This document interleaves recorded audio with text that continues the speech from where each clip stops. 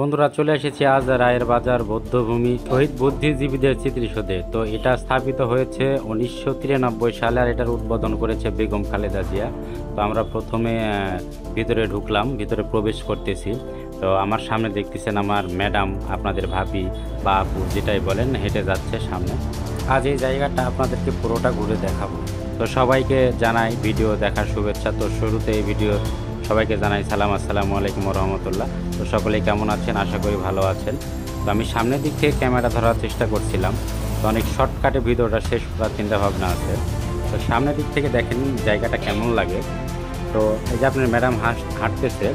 তো এখন এই যে এখানে অনেক পানিও আছে। হ্যাঁ, এখানে শুনছি অনেক আগে নাকি এখানে মাছ টাছ থাকতো, বড় মাছ চাষ করতো। তো এখন আর মাছ চাষ হয় না। তো পানিটা অনেক নোংরা হয়ে গেছে। এখন ওখানে ছেলে পেলে গোসল করতেছিল, এখানে একটা ফটোশ্যুট নিয়ে নিলাম।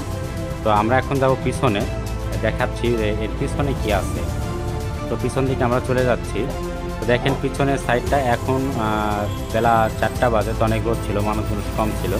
তো এইখান দিয়ে একটা ওই ভিতরে প্রবেশ করার একটা জায়গা আছে। দেখেন এই জায়গাটায় আমি অবাক হয়ে গেছি, আমি জীবনের প্রথম এইখানে আসছি।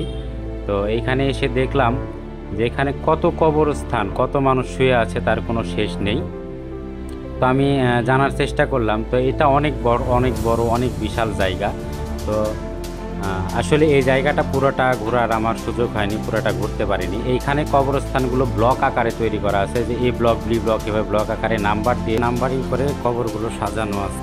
সামনে একটা ব্রিজ আছে, সেখানে আমরা এগিয়ে যাচ্ছি। তো ব্রিজের ওইখানে অনেকে ফটো টটো তুলতেছিল।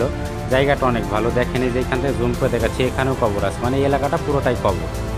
তো এই যে একটা নদী, এই নদীটা ভালো লাগতেছিল। নদীটা বেশ সুন্দর, জায়গাটা, পরিবেশটা একদম ঢাকা শহরের মধ্যে এই পরিবেশটা, মানে এক কথায় মনোমুগ্ধকর। সবুজের সমারোহ, খুবই ভালো লাগতেছিল। এখানে দেখতেছিলাম আবার বিশেষ কিছু ছেলে পেলে খেলাধুলাও করতেছিল। যেমন যেমন শহরের মধ্যে তো খেলাধুলার জায়গা নাই, এখানে এই রাস্তাগুলো ফাঁকা। তো এই ফাঁকা রাস্তায় কিছু ছেলে পেলে যে ক্রিকেট খেলতেছিল।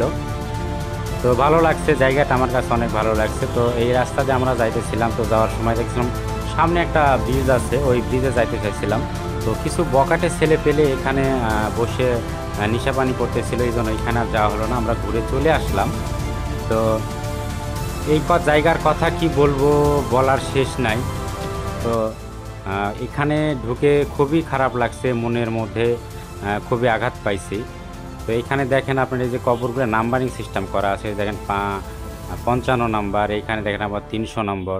ঠিক আছে। তো এই জায়গাটা ঢাকা মোহাম্মদপুরে অবস্থিত, ঢাকা মোহাম্মদপুর রায়ের বাজারে অবস্থিত।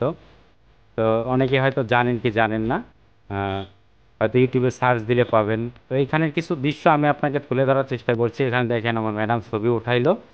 তো এইখানে এখন বিকেল, তো এখন অনেক লোকজন আসছে। তো এখানে